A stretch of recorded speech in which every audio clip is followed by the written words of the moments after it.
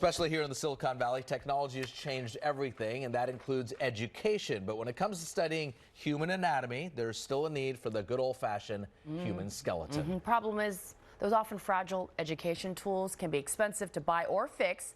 Well, thanks to an East Bay college and their students you're about to meet, that may be changing. Garvin Thomas joins us now with their high-tech project in tonight's Bay Area Proud. Garvin. Janelle, Raj, the best part of this story is that Andrew Denny's and Ben Hawklyn come from two very different departments, one in the sciences, the other in art. Still, they have brought their combined skills to a task they hope will help students all over the Bay Area and beyond.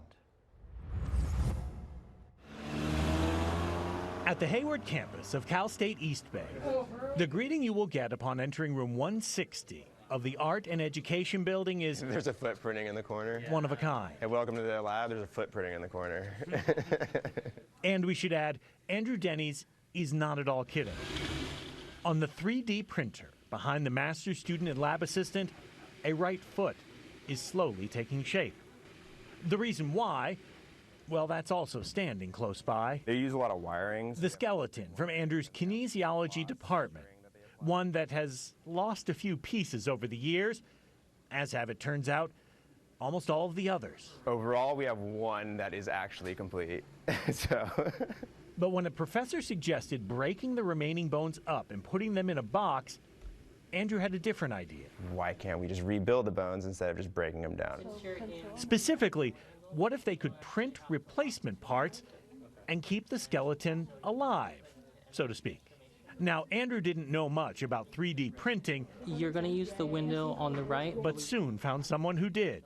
Multimedia art student Ben Hawklyn. It was just a really interesting opportunity, and I kind of jumped at that. He wasn't the only one.